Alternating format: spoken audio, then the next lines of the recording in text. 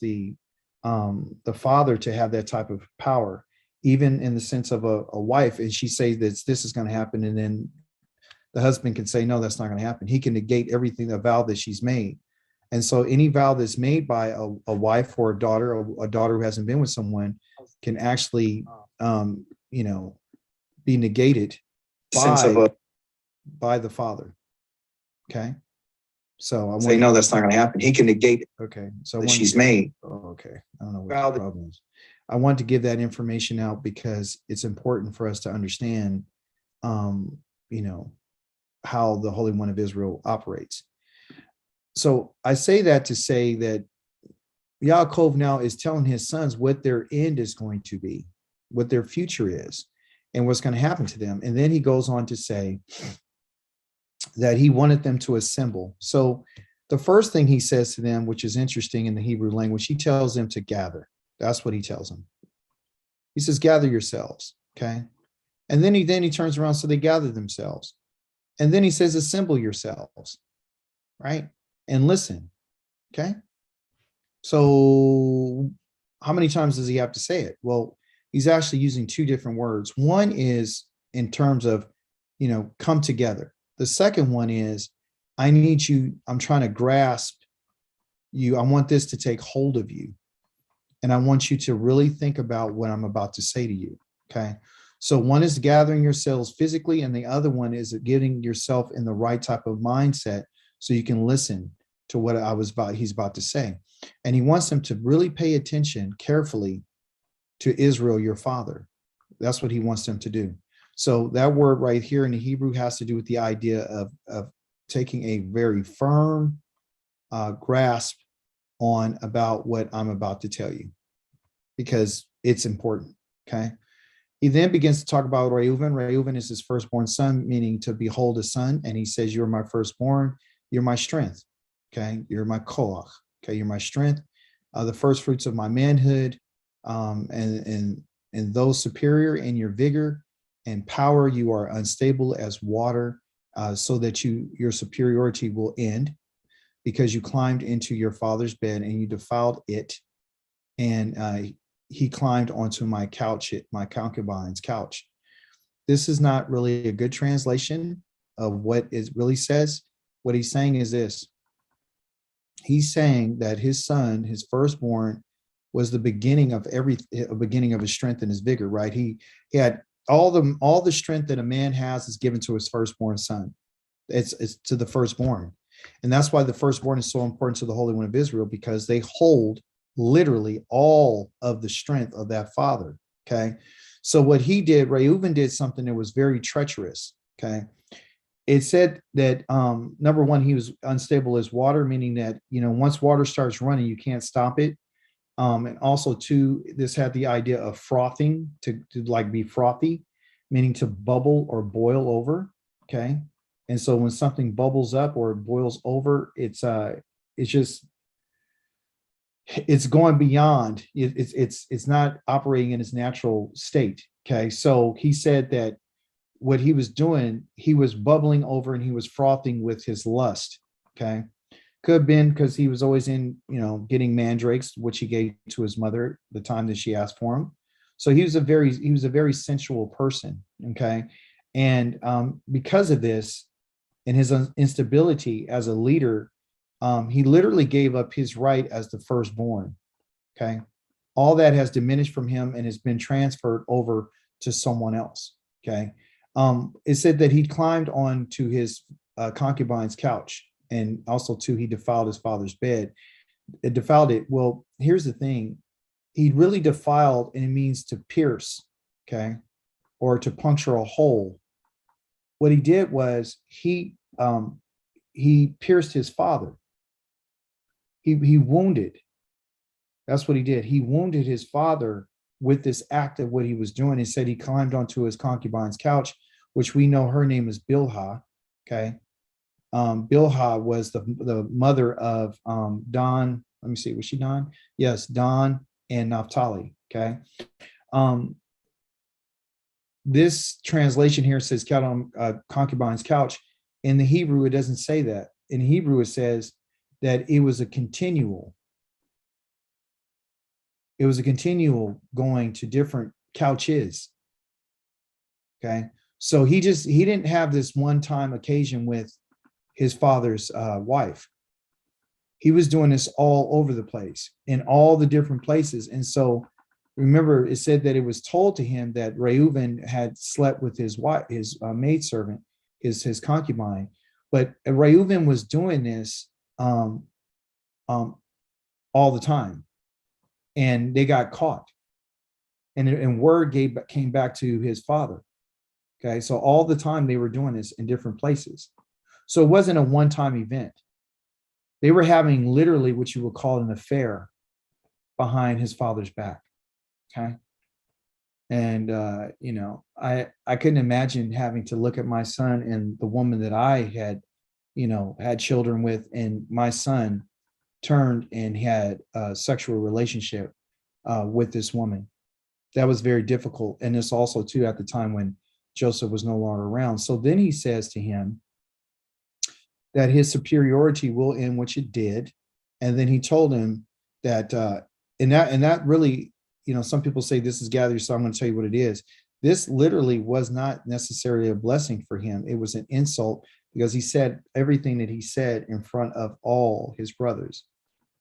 Every male that was there heard what he just said to him. So he was completely diminished, humiliated, and everything, and that's exactly what he deserved.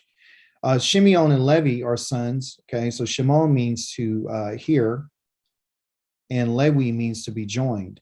Okay, and he said, you guys are related by weapons of violence, and let me not enter into their counsel. So what he's talking about, he's talking about his soul, his nefesh. I don't want any part of myself to have anything to do with them. No part of me. Because, and see, this was a definite rebuke to these in particular sons here. And then that Joseph, when he had to keep one of the brothers in prison when the other ones left, he kept Shimon. And one of the reasons why he kept Shimon is simply because Shimon and Levi are very, very, they're cruel. They're very cruel. And so he's saying, I don't want even my soul to enter to their counsel. He's detaching himself as their father away from them. And he says, let my honor not be connected with their people. I don't want anything. I don't want to be connected with them because of how they are. For in their anger, they killed men. Okay. They killed the people of what they call Shechem. They did that. But this is a mistranslation right here. It's not men. It's not plural. It's actually singular. Okay. So there's stories about things that happen that you and I don't get. He doesn't share all the details of everything, but it says that they killed a man, an in particular man, an ish, an individual, singular. Okay. So why? Because these people have anger issues. So the first one has a lust issue. The second two are anger. So you got lust and you have anger. These are not new things to, because the New Testament talks about it. This is something that has always been a problem. So he's rebuking them because they killed a man because of their anger. And also, and at the whim, they maimed a cattle. But, this word maimed here means that they, cut his ox's hamstring so it couldn't walk. And it says in some translations said they did it for fun. They're very cruel. These two individuals are cruel. And that's why he doesn't want to be connected with them. And then he curses them. And the word cursed here is a roar. And he literally said, I want to spit. I want to spit on their anger. I spit on their anger. This is what this father's saying. For it has been fierce. And their fury, it has been cruel. Okay. This maiming right here also has to do with, sometimes it has some references to rooting out or taking out an ox or something from their sexual organs, like cutting off their testicles or something. These people were cruel. They're very cruel, and they always deal with weapons. This is who they are. Okay. And he said, I will divide them. I'm going to divide them in Yaakov. I'm going to divide them within my family, because if they're staying together, they're going to cause problems. and I'm going to scatter them in Israel. So this right here is letting us know that he's also making reference to his sons about when they go into the land, they can't be next to each other. When these two in particular sons are together, they are problems. Okay, they're problems. And you can also see how the Holy One of Israel has used Lewi because of this negative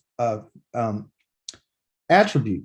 He said, you know what? You guys like weapons, you like warfare, you like all this, but I'm going to cause you guys to be the ones who I'm going to use as my priest. And did they demonstrate the same attribute at some point? Yes, they did. When he asked them to see what side you on, they gladly got their weapons and they went and they killed the people that were against the Holy One of Israel. So he's using the negative aspect of who they are to better them. So it's not, these are very terrible things that their father is saying to them, but you can see how Yah has turned the evil about them into good. Okay. And in a lot of respects, some of them. Okay. And so we see that as well. I wanted to point that out to you. Okay. So he spat on them. He said, I'm spit on your anger. All right. And I'm going to divide you in there. Then he goes on to talk about Yehuda, and he says to Yehuda, your brothers will acknowledge you. Okay. Why are they going to acknowledge him? Because Yehuda is a different type of brother. Okay. We saw in his approach to Yosef, we saw his change of mind, his attitude with his daughter-in-law Tamar. We saw that, at one point he was duplicitous in what he was saying and do something different, changed his mind, gave his father his word that I became a slave, followed up with it, wasn't just talking when he got there and it came down to him to make a decision. He said, take me, don't take Benjamin, and don't take my brothers. I'll give myself. And he cried and he poured his heart out to his brother, and he explained the situation that he took upon himself. And so he lived up to that. And so therefore, his father has seen that, you know what, this boy right here, he's done something. And, he's not a boy, he's a man. He said, this man has made some changes in his life.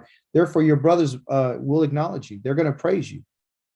That's what his name is. It's not really acknowledged. They mean they're going to praise you. And your hand will be upon the neck of your enemies, and your father's sons will bow down before you. So now we see a prophetic preview of what Yehuda is going to end up ultimately becoming. He is going to be the ones that his brother acknowledged, and they acknowledge him through praise. Then it talks about the strength of his hand is going to be on the neck of your enemies, okay, and your fathers, and that's going to be through the rulership, okay, because he's going to have rulership, and because of this, it says your brothers will bow down to you. They're going to bow down before you. Well, I thought that Joseph had the dream that his brothers all going to bow down to him. Yes, they did, and so that in particular dream that Joseph had was fulfilled. That was fulfilled, okay. So that's an awesome thing that we see there, that the Holy One of Israel did fulfill that dream for Joseph, and it came to pass. And that therefore we know that that's done. That's finished. Okay. So now he's telling him that, your brothers are going to bow down to you. Right. And guess what? And this is all having to do with the idea of them being in the land. Okay. That's what it is, because that's what it's going to be for them. All right. Then he goes on, he describes Yehuda as a lion's cub, and he says, my son, you stand over the prey. He crouches down and he stretches like a lion, like a lioness, and who dares to provoke him? He mentions both a lion and a lioness, talking about the characteristics of both of these animals.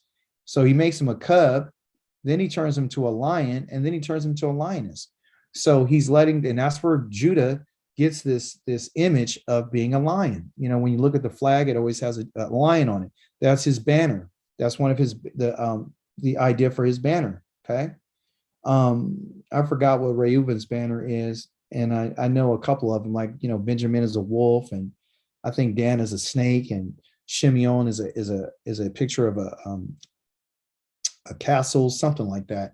But they have all these different images that represent the tribes and what they call their standards.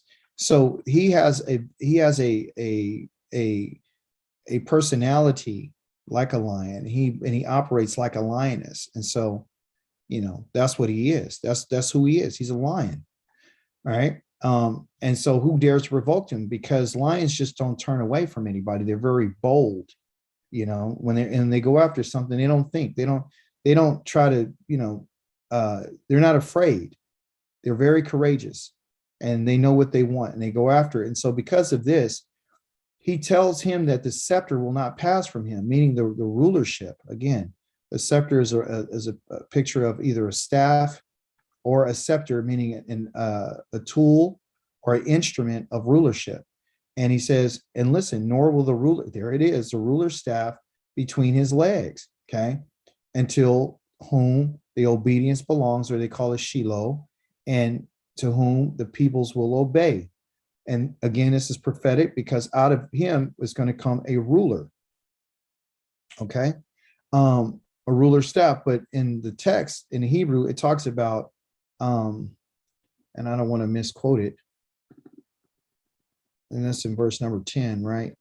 I don't think it just says just a ruler staff. It actually has something to do with, let me see. I think the mandrake was the sign for Reuben. Yeah, it could be. Yeah. Remember, it was given to us, it was an aphrodisiac, right? So it causes people to go, be more sexual. Let's go and look right quick. And we're in 49 and 10. And we want to see that it says something about Yah's law. And see how that's why the English doesn't really do any justice. So for us to get a full picture of what his role is, it's not rulership just to rule. It's his rulership because of what he's going to be doing in the land. Okay. So this is all about what's equivalent to the land. From Yehuda and the staff. Okay. So now we see when it talks about this staff, which they have here. Okay. There's a word right here. One of my favorites. Okay. Umokokake. Okay. But I know that the kokake is not a staff. I know that it's something different. And what it is the laws and the decrees of Yahweh. That's what it's talking about. Okay. It's to be cut and to inscribe. It's a decree. It's a kokake. Okay. And it is, they say commandments, decrees, enact, inscribe.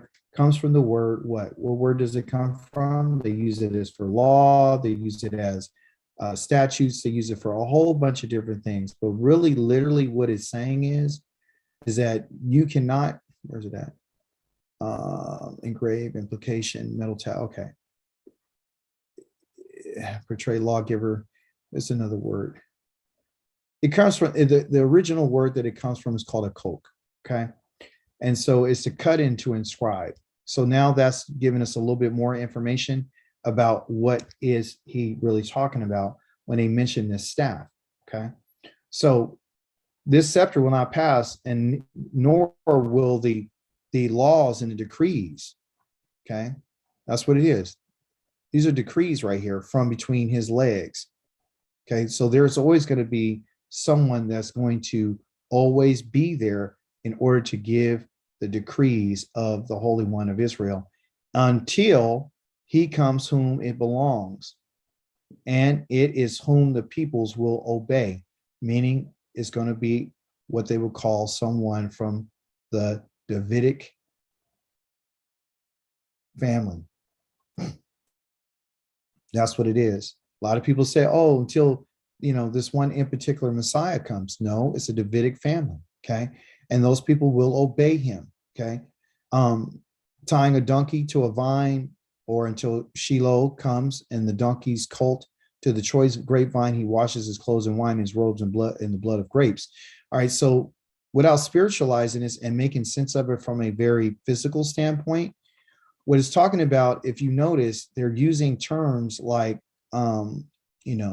donkey, okay, a beast of burden, a vine, right, a donkey's colt, okay, and a choice of the grapevine.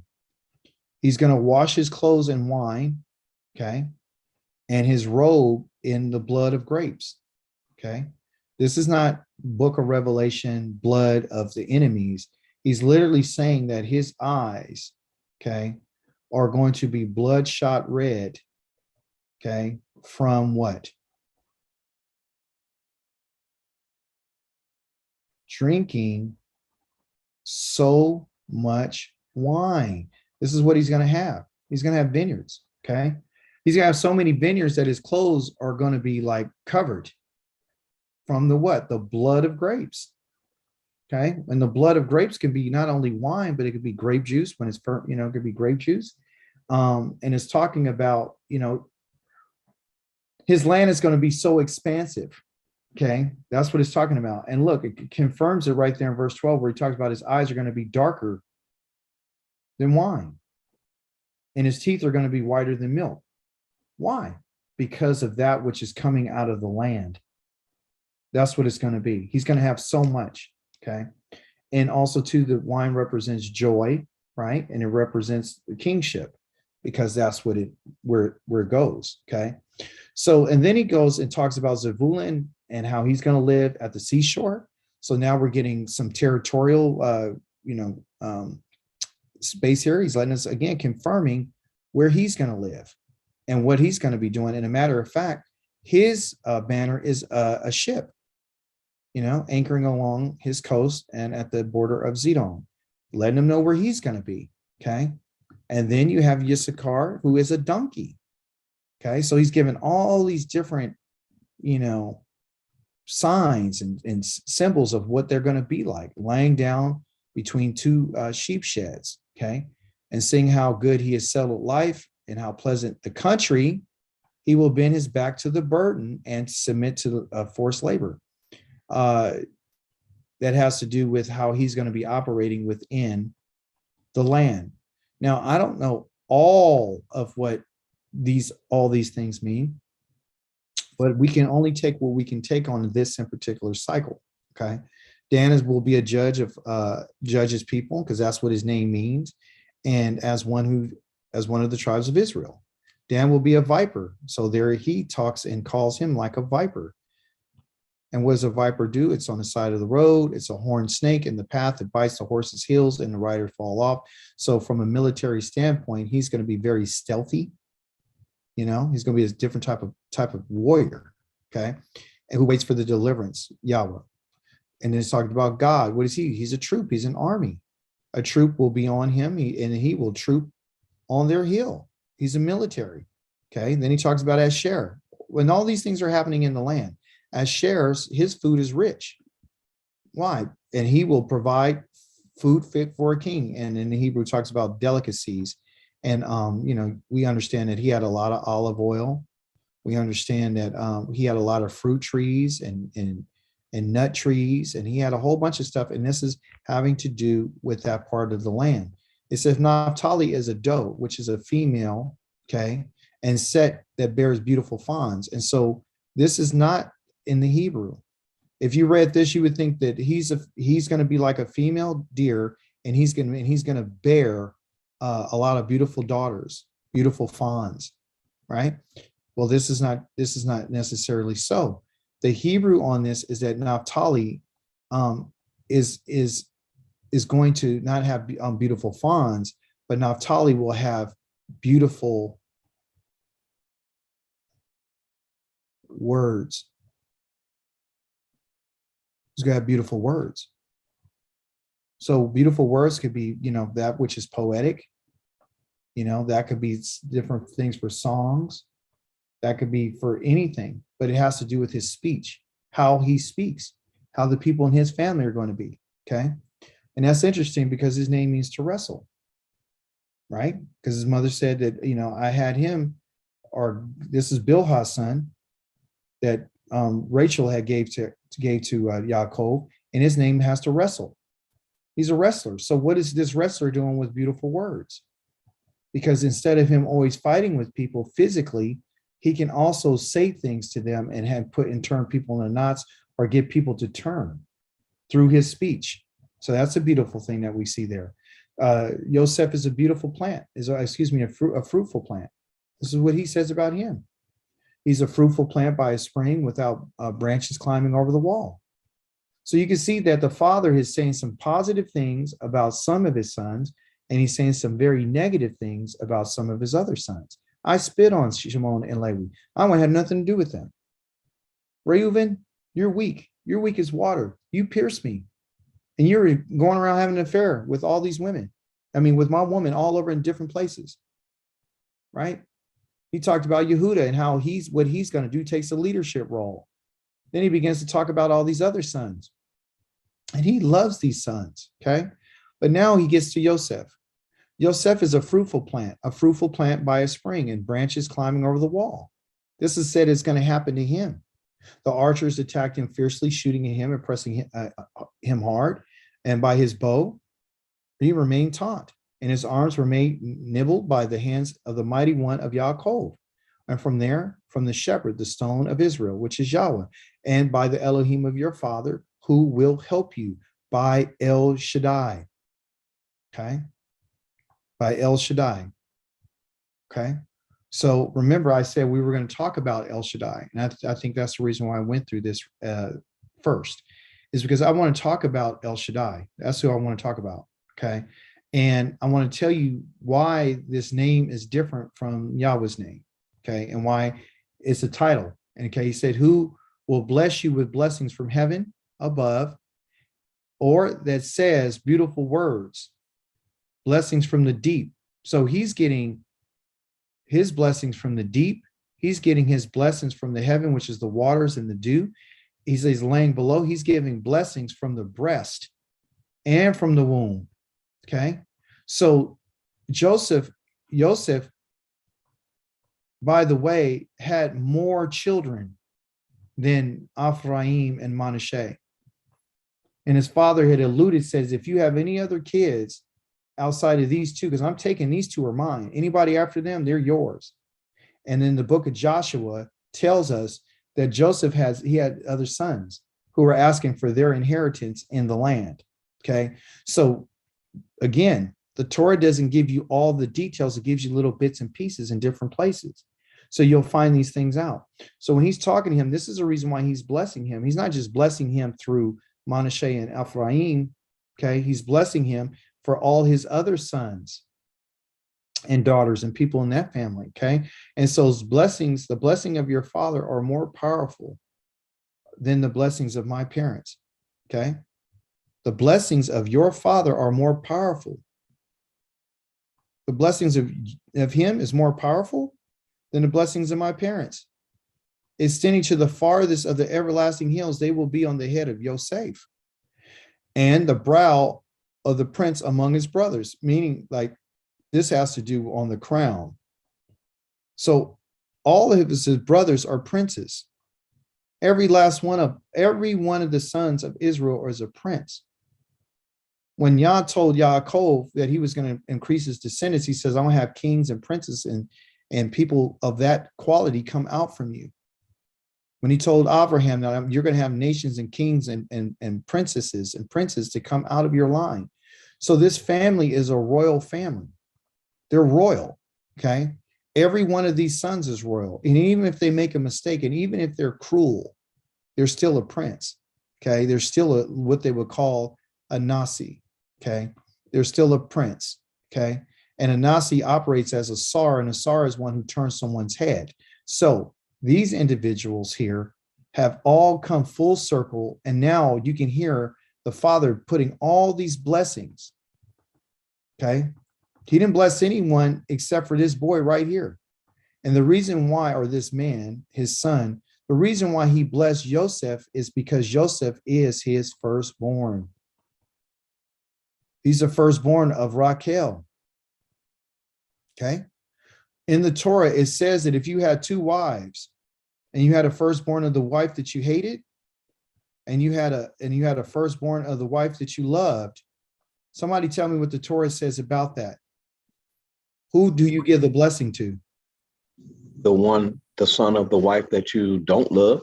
Yes, because if she's the first wife if he's the firstborn of this, he's the first of your strength. The first of your strength, you got to give it to him.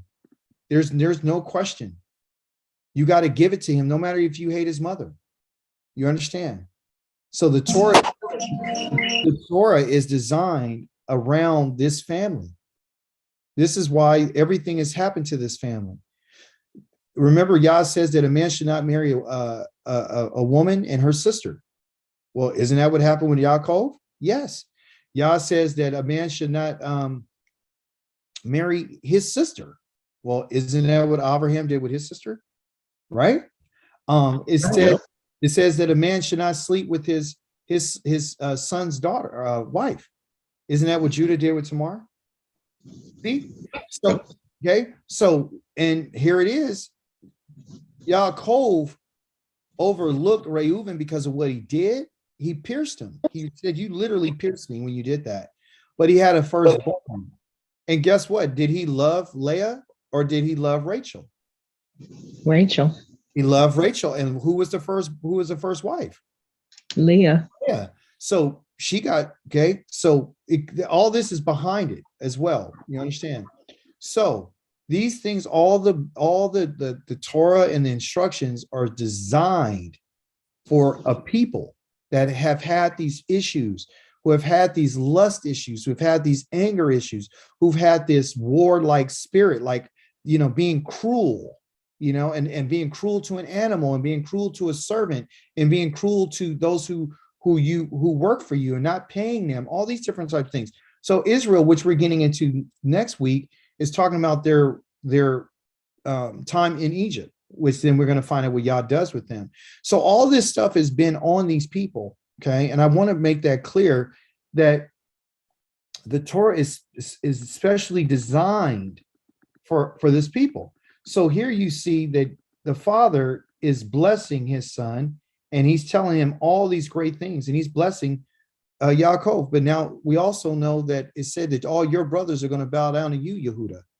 So ultimately, even if Yah blesses Joseph with all the stuff that he's given him, he's blessing him, you get more. He said, you're going to have, he said, the blessings of your father are more powerful than the blessings of my parents.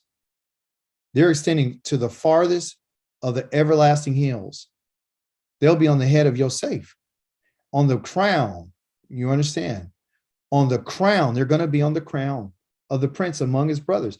And then he says, Benjamin is a ravenous wolf. Again, that's his standard. That's the picture of what he's like. And he said, in the morning, he's devouring the prey, and in the evening, he's still dividing the spoil. Okay. And it says, all these are the 12 tribes of Israel. And this is how their father spoke to them and blessed them. Okay. So if you look at this, he spoke to them, and some of them he did not bless, and some of them he did bless, giving each individual his own blessing. Meaning he didn't give and this right here is not translated properly. When he told Reuven what he said, that's not a blessing. That's not a blessing. He said, you're going to be diminished and you're going to become to nothing. You're going to be very few because of what you've done. Shimon and Levi, I don't want to have anything to do with you. I don't want my soul in your camp. Is that a blessing? No, it's not a blessing. He says, I spit on your anger, right? So that's not a blessing. What it is saying that the ones that I've blessed is the ones that I've blessed. And he's put a curse on those two by spitting on their anger. He cursed their anger, okay? And so he says, listen, and he charged them as follow, I'm going to be gathered to my people. And, you need to bury me with my ancestors in the cave that is in the field of Ephron the Kiti, in the cave of the field of Machpelah by Mamre in the land of Canaan, which Abraham, their grandfather, bought together, or great-grandfather, together from the field of Ephron the Kiti in the burial place that belongs to him. There are buried Abraham, Sarah, and there they buried Yitzchak and Rivkah, and there I buried Leah. So he buried Leah there. Raquel was buried on a road. That's where she was buried. She was buried on a road. The one that he loved was buried on the road, and the field and the cave in it. And he says, which was purchased from the sons of Ket. And when Yaakov had finished charging his sons, he drew up his legs in the bed. He breathed his last breath, and he was gathered to his people. He died. As soon as he finished saying this, he was comfortable with knowing that this was it. This was the final finale, and that was it. And once he gave this information, there's nothing to be said. That's it.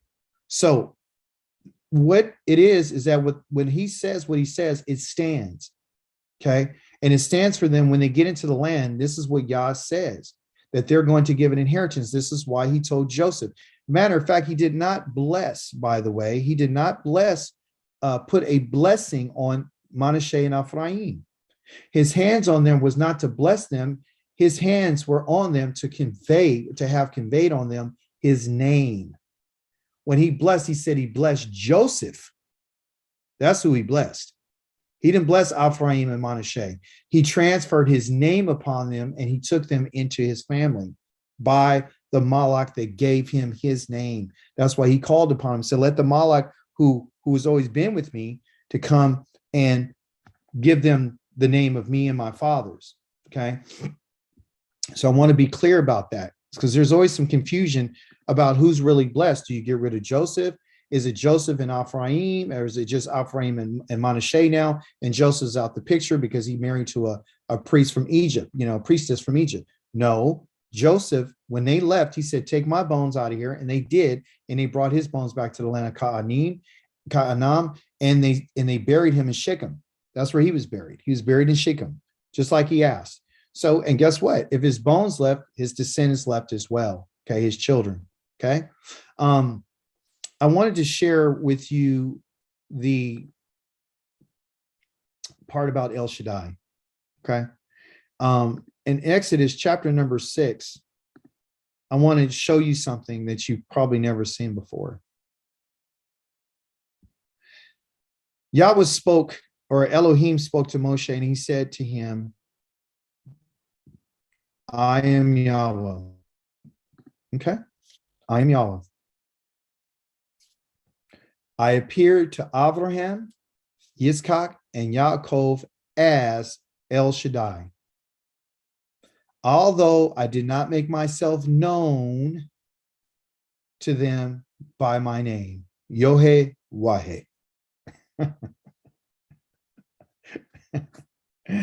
Also, with them I established my covenant to give them the land of Canaan, the land where they wandered about and lived as strangers. Okay, then he's going to go on and talk about some other stuff, right?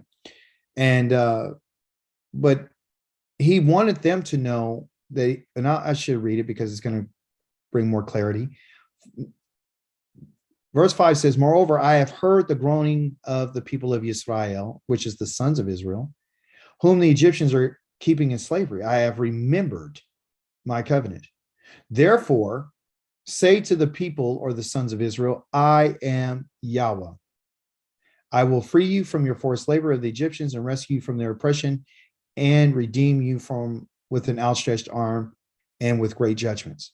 Okay. Somebody tell me, what do you think this means when he says, I revealed myself to your fathers as El Shaddai, but I did not make myself known to them as by my name? And I'll give you a hint. It's right there in verse number 6 and 7 and 8.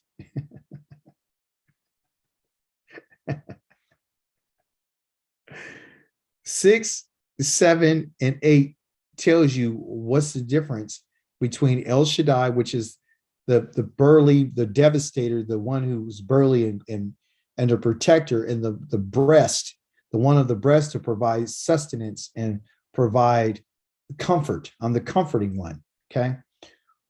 When he says that he's Yahweh, what is he saying? According to verse 6, 7, and 8, you read it.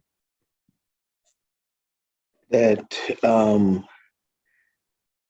he's now Zavaot. Yes, he's saying, listen what he says, and listen carefully. He says, therefore say to the people, meaning say to the sons of Israel, I am Yahweh. So when he just said, I didn't tell them that he says, first thing he said in verse 2, I am Yahweh. That's the first thing he said. Then he says, I appeared to Abraham, Yitzchak, and Yaakov as El Shaddai.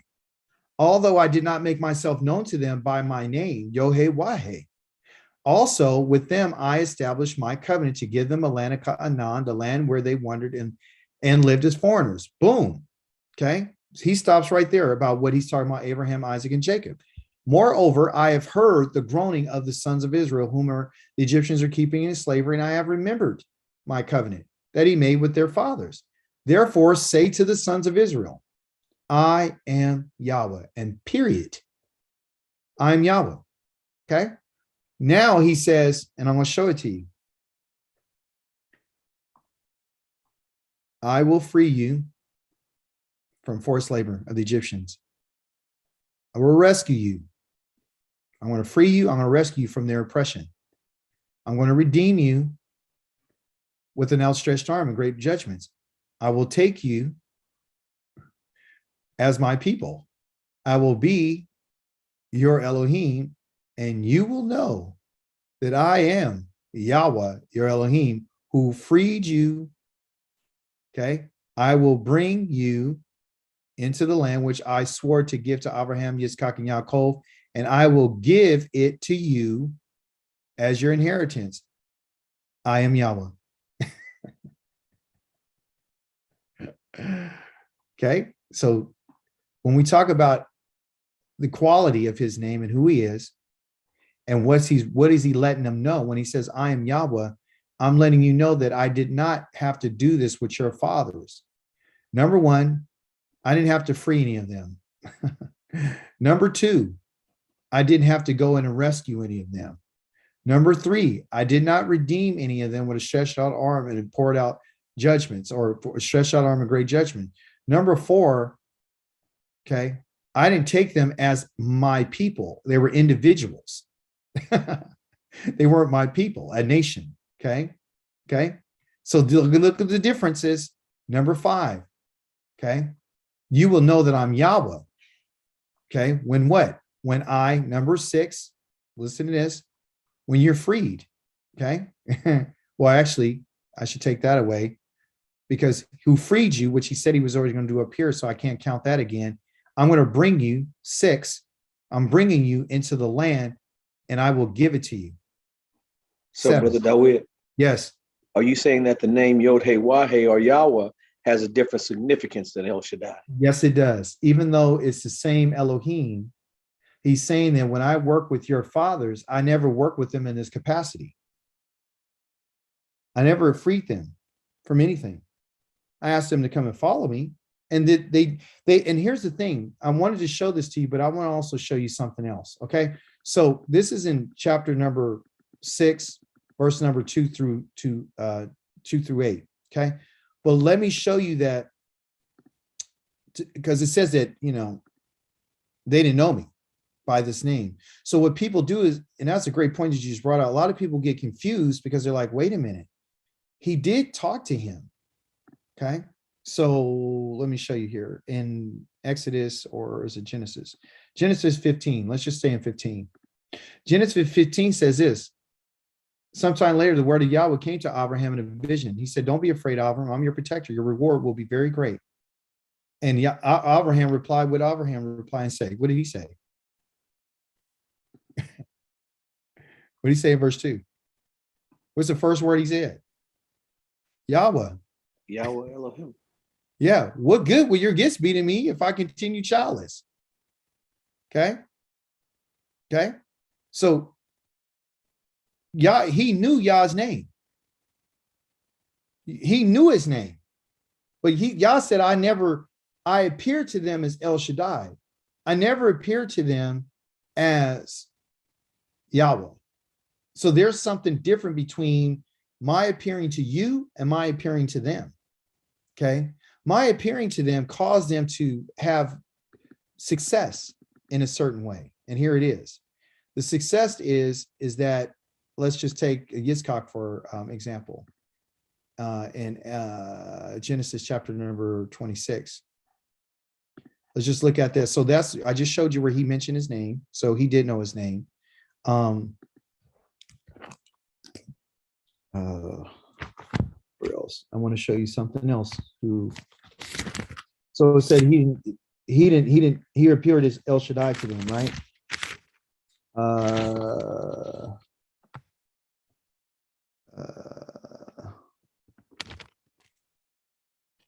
Chapter number 10. I can't believe that I remember now. Oh, okay. Yeah. 9:25. All right. So Genesis 9:25. Forgive me for the delay. It says this. We're talking about Genesis 9:25. Let's say 24. When Noah woke up from his wine, he knew that his youngest son had what his youngest son had done to him. Talking about Ham.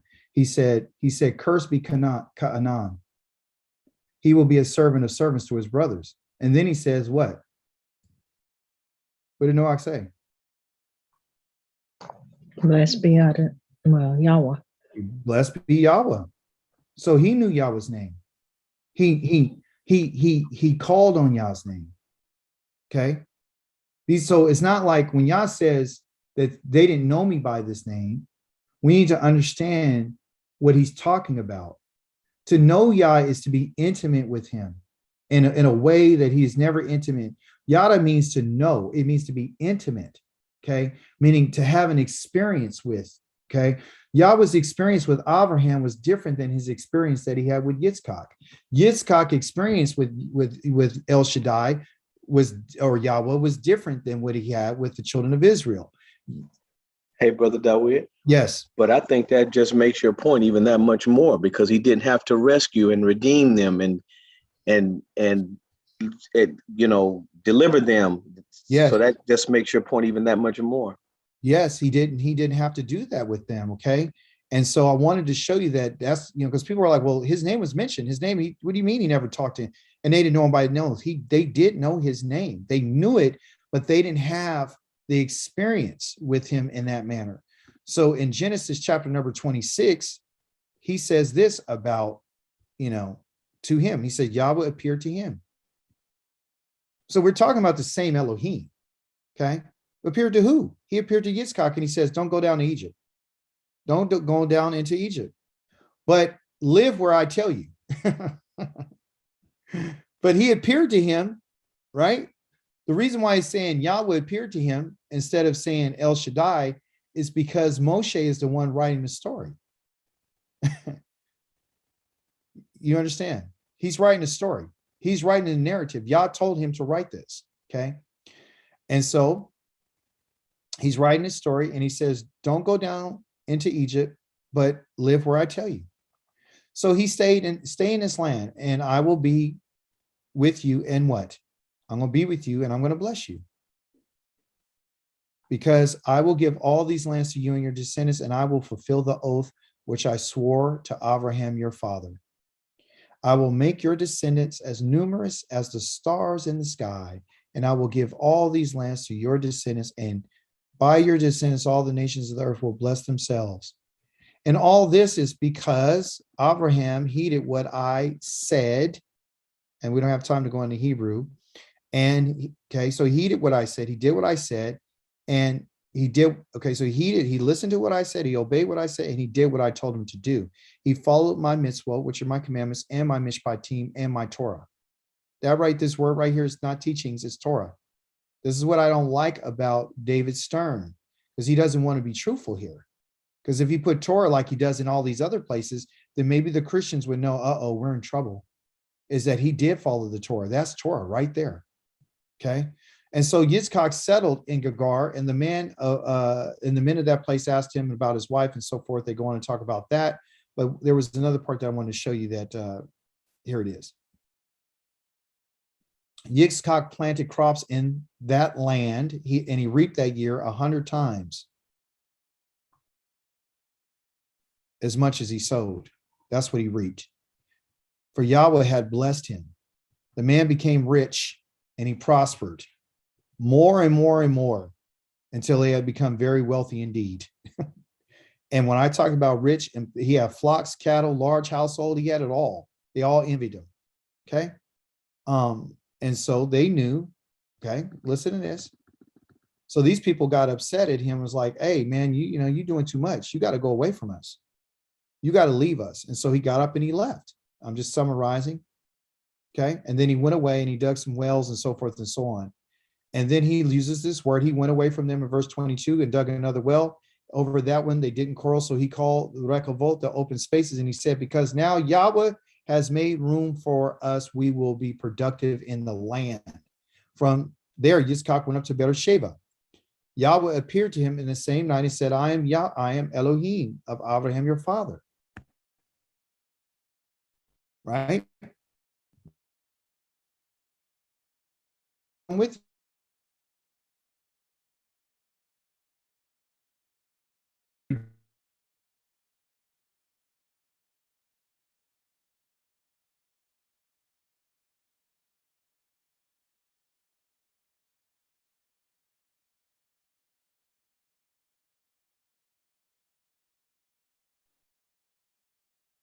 Is anyone else frozen?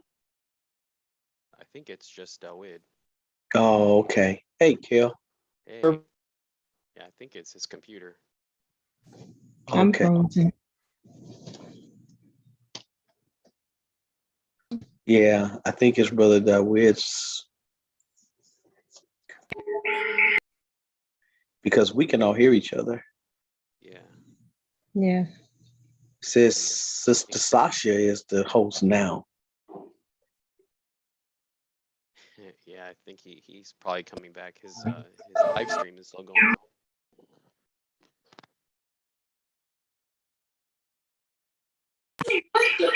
All right.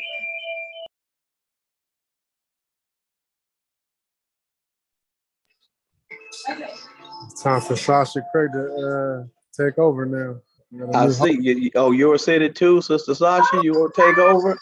Yeah, she gonna take over now. Hey, what's up, Brother Kent? Uh-oh. Hey, you got people on the line. You can't be crying. They don't think I'm abusing you. He making it known that I'm here in the world. Yeah. Everybody knows she here. Sure. That's right. I'm good. I hope all is well, my brother. Yeah, likewise. Shalom to everybody. That's right.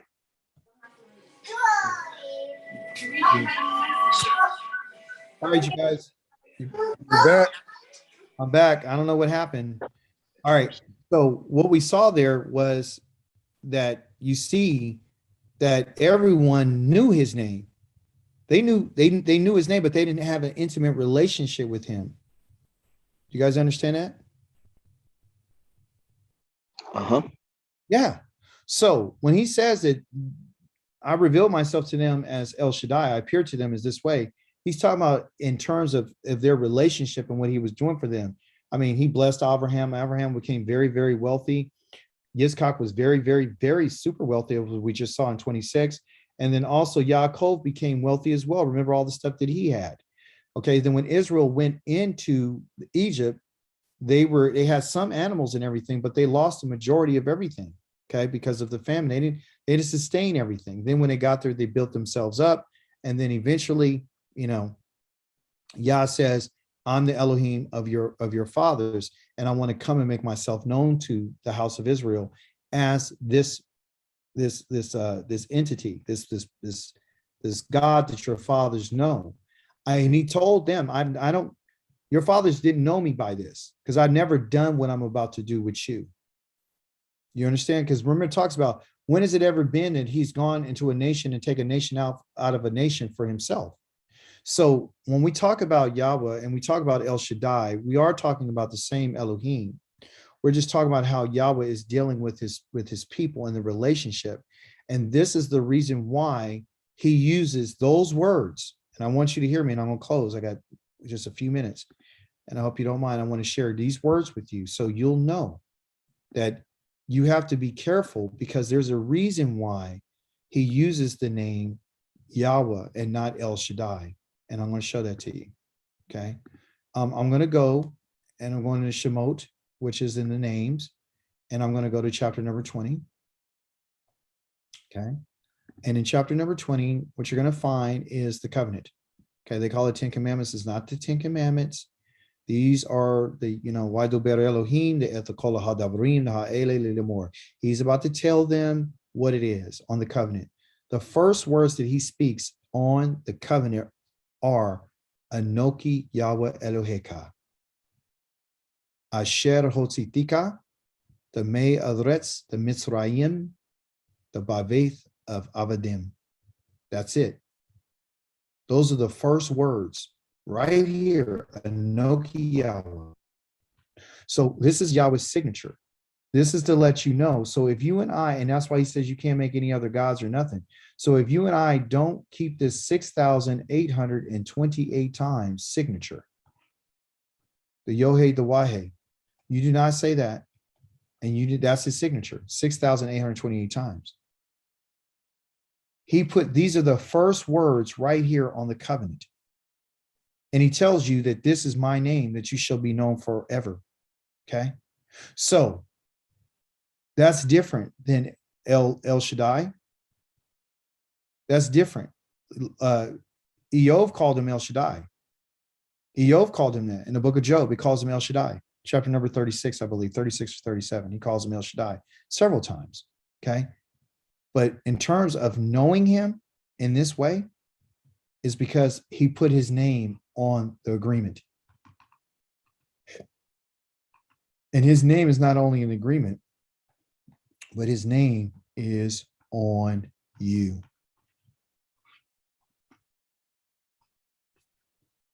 As a signature to say that you belong to me. It's the mark of Elohim is on us. That because of that, if we go against him and we say that there's someone else, you automatically get the death penalty. I know you're not popular with your family right now, but you're going to get the death penalty because he tells you right here in the second, and okay, they say this is the commandment. Does this sound like a commandment to you?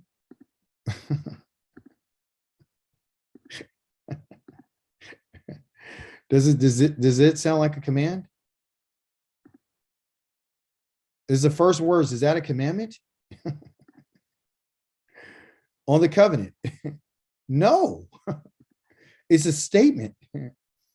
I am Yahweh, your Eloheka, who asher mitzatecha from the land, hotzitika from the land of Misraim, out of the abode in the house of slavery. You are not to have any other gods before me. You are not to make for yourselves a carved image of any kind of representation, anything in the heaven above or on the earth beneath or in the water below the shoreline. Period. You're not to bow down and serve down to them, serve them, for I am Yahweh, your Elohim. Am a jealous Elohim. I'm punishing the children for the sins of the parents to the third and fourth generation of those who hate me, but displaying grace to the 1,000th generation of those who love me and obey my commandments. You're not to use the name of Yahweh, your Eloheka,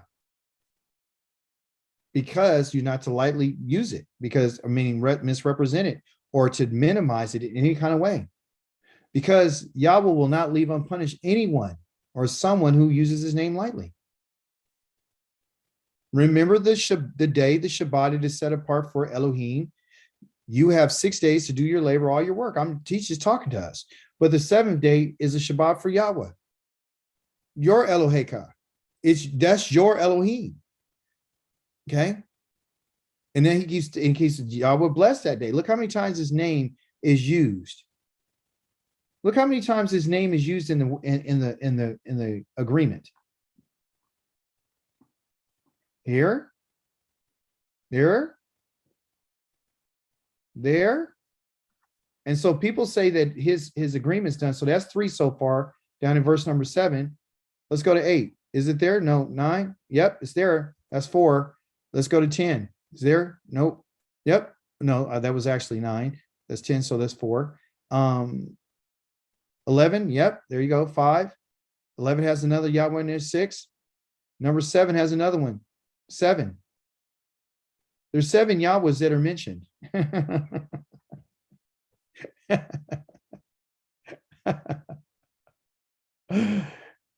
But he's done away with what they call the covenant, because he wrote it on stone. See, when they say he wrote it on stone, so he did away with it. Is that true? If he did away with it, he'd be doing away with the relationship. That's why he says, I haven't done away with my covenant. I have not done away with my covenant. If I've done away with my covenant, I will kill every last one of you.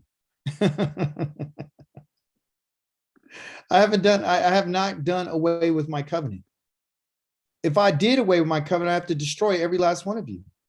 I killed every last one of you. Here it is. So you won't say I said it. What did he say? Yeah. Then I will remember the covenant of Yaakov, 42, my covenant with Yitzchak, my covenant with Abraham. So he has covenants with all 3 of them. I will remember the land, for the land will lie abandoned without them, and it will be paid its Shabbats while it lays desolate without them. They will be paid their punishment for their misdeeds, because they rejected my rulings and loathed my regulations. In spite of all that, or of all of that, I will not reject them when they are in the lands of their enemies, nor will I hate them and loathe them and despise them to the point of utterly destroying them, and thus break my covenant with them, because I am what?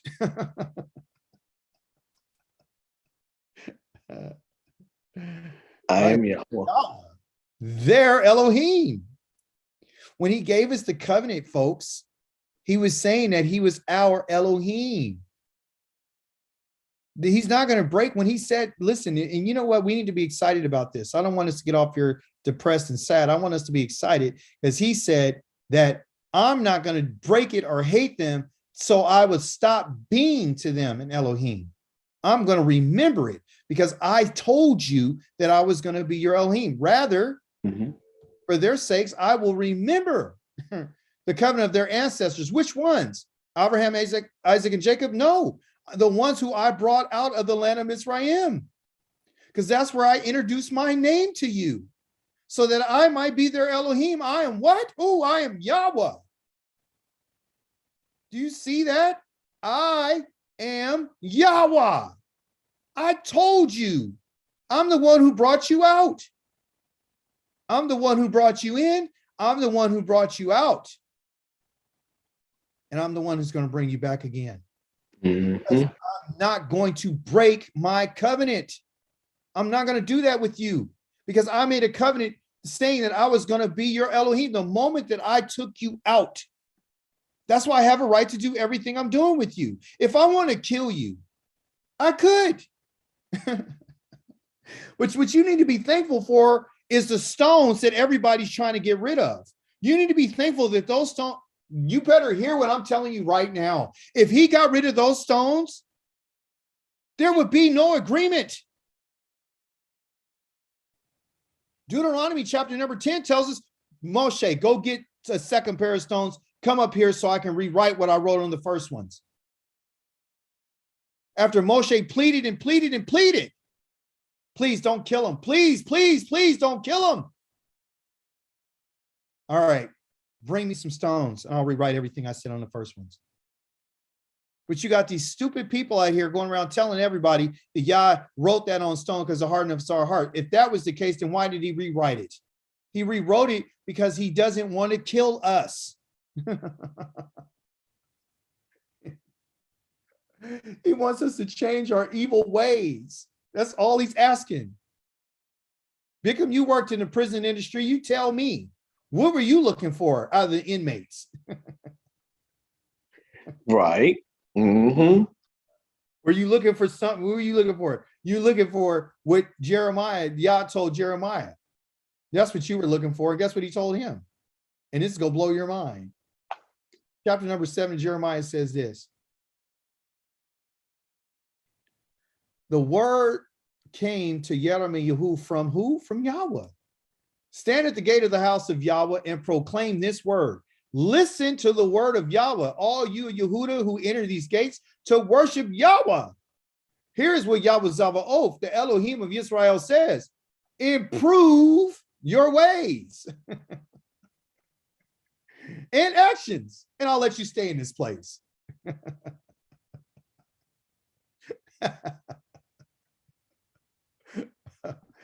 That's it. Oh, that's hard, huh? That's difficult, isn't it? He wants to kill all of us. No, he's telling us, improve your ways. That's all I'm asking you to do. And the number one thing is, you guys, don't let anybody come and try to tell you that Yah is done with us, because he's not. Don't let them say, well, it was written on stone because your heart was stony. No, Yah took Israel with stony hearts. Yah took Israel after making a golden calf. Yah took Israel even after they had idols when they were in Egypt, and he told them to get rid of. Yah took them out anyway. Yah's going to take us out of here anyway. Even if you're a rebel, you might not go to the land, but you're still being taken out. He's going to fulfill what he says. I'm your Elohim. I'm going to deliver you. There's deliverance that's found in the name of Yahweh. And if he was to ever break that covenant, then you and I are literally what they would call, we're done. We're done. If that covenant is broken, then he would be breaking his name. He's only coming back to us to get us because of the sake of his name. He said, you're profaning my name. Where the places you've gone and living and sinning. You guys are profaning me. I got to come, and I'm not doing this for you. I'm doing it for the sake of my holy name, my reputation. And he did everything he did in Egypt to build a name for himself. His idea and his goal is to get the world to call upon the only name, which is his name in Zechariah chapter number, I think it is either 9 or 12, that tells us that this is the only name that the people are going to call on. So you should feel honored that you have this name. You should have honored that, we're in a situation, but we get an opportunity to get delivered because we have a relationship with that Elohim. And that's what I wanted to share with you tonight about that in particular name of the Holy One of Israel. Okay. So he's still Elyon. He's still Elohim in terms of title. He's still El Shaddai. He's still those things. Okay. But to us, his name is Yahweh. And when he's about to bring judgment, it's Yahweh Zavaot. You ever heard Yahweh's armies? You understand? And guess who's part of Yahweh's armies? Israel is part of Yahweh's armies. We're part of his army. You understand? So he uses us for his pleasure and for his purpose. So I'll say that to you tonight. I say Lila Tov to you. I will see you this Shabbat. Hopefully you were able to gain some. Does anybody have any questions before I let you go?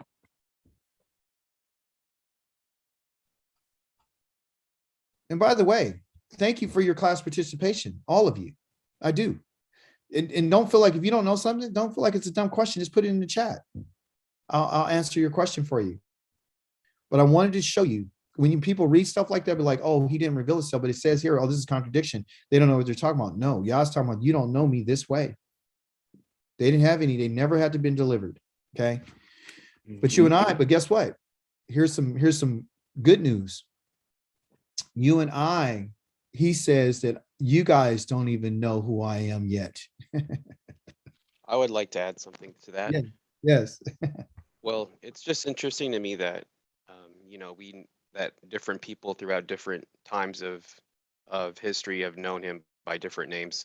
And some people that I know, they claim to have a relationship with a higher creator power, but they don't know him by that name.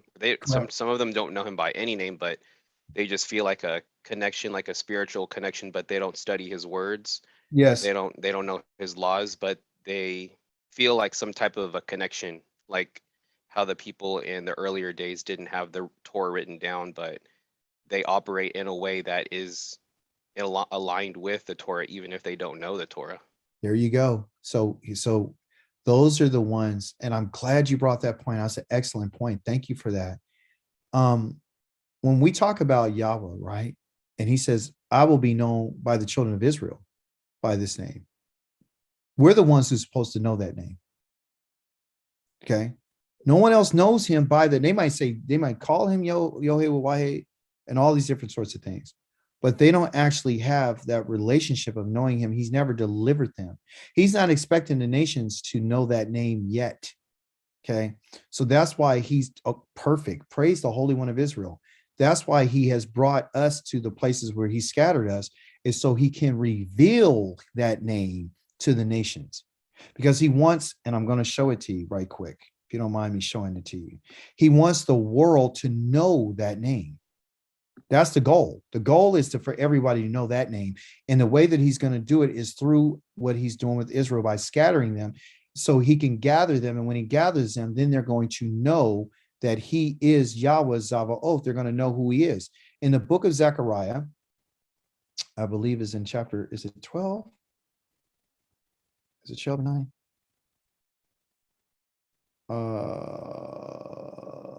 Pour out on, no, it's not 9. I think it's 14. Is it 14? Forgive me, guys. You got certain stuff written down in your text. I hate when that happens. Is it 14? Zechariah 14? Let's see. Like, oh, why did he have to do that? Why does he have to go there? I wanted to get up. Come on, man. Yeah, 14. Micah, Habakkuk. Oh, there he is, Zechariah. All right.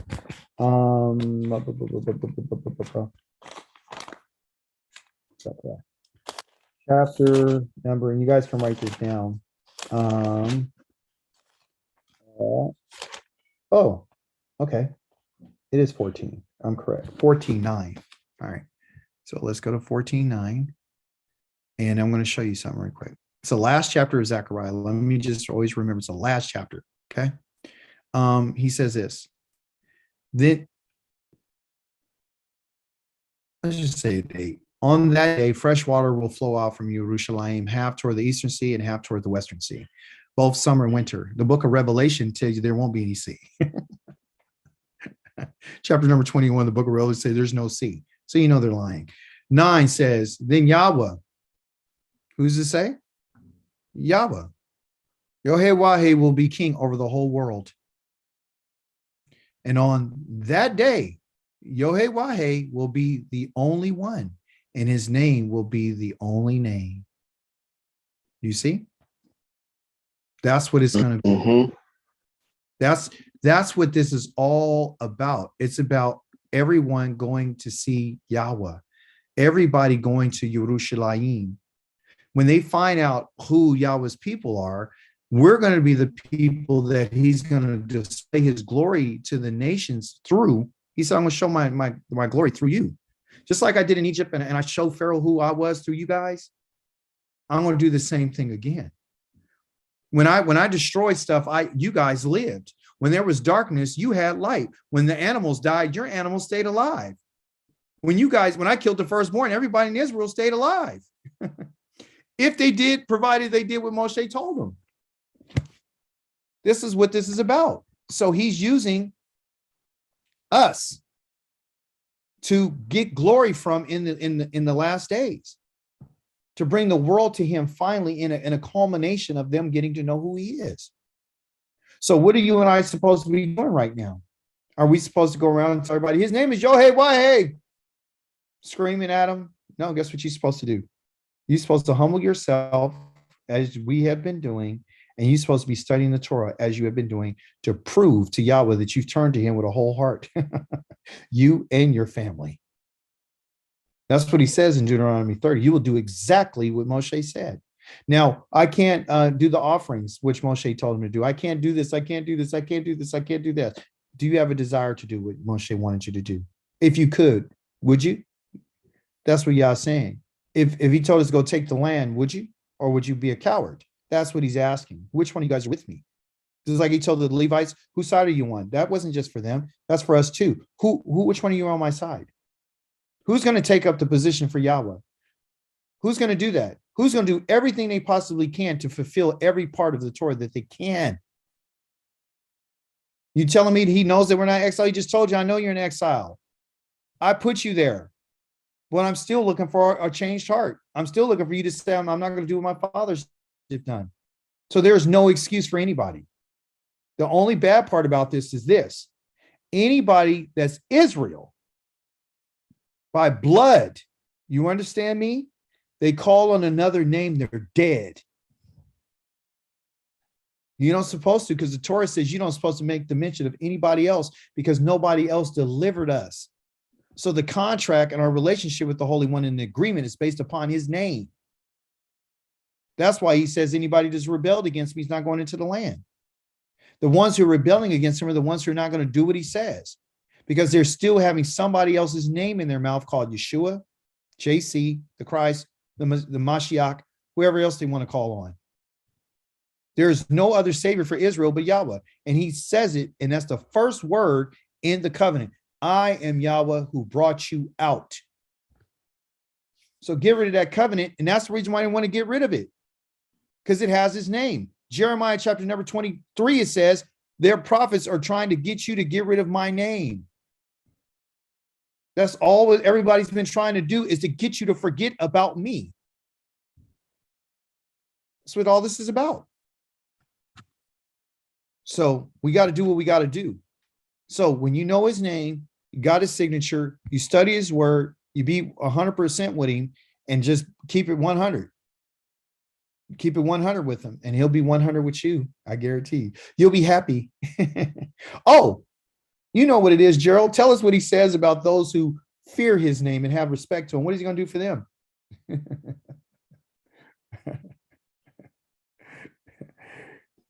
I'm sorry, brother. Say it again, brother Dawid. What does the Creator say about those who love him and have regard and respect for his name in the book of Malachi? What does he promise to do with those people? To make them his treasured possession? Yes, and to write their what? Oh, in the names in the book? Book. You want your name in the book? Then you have Man. respect here unto his name. If you don't show any respect towards his name, he said, I'm not letting you go unpunished. People don't know. They don't understand. Do you understand? Mm-hmm. All he want, and the reason why he wants us to believe that he's Yahweh is because that's the one who's delivering. It'll be a contradiction for you to believe in another God, and here comes Yahweh to show up for you. He said, you're going to be ashamed of yourself. It makes sense. I want you to believe in the one who says that he delivered you. This is the same one that I've been telling you to tell your children about the whole time. Well, your child will ask you today, why are we doing this? Because Yahweh delivered us. What's the meaning of this? Because Yahweh delivered us from Egypt. Why we have to keep it? Because Yahweh delivered us from slavery. Did you get it? Mm-hmm. So if we forget Yahweh's name and we forgot what he's done for us, and we don't pay attention to what he says, and we forget about him, he said, you forgot about me, I'll forget about you. Read Leviticus 26. It'll tell you, you turn your back on me, I'll turn my back on you. You forget me, I'll forget you. That's why I'm asking you to remember me. Because if you remember me, I'll remember you. Oh, aren't you excited? Aren't you excited? Mm-hmm. Praise the Holy One. Lila Tove, you guys. Thanks, Kel, for that contribution. That was awesome. Those people. Lila Tove, key. All right, you guys. Volatile. Lila Tove. Anyone else? All right. Praise the Holy One. I'll see you guys on Shabbat.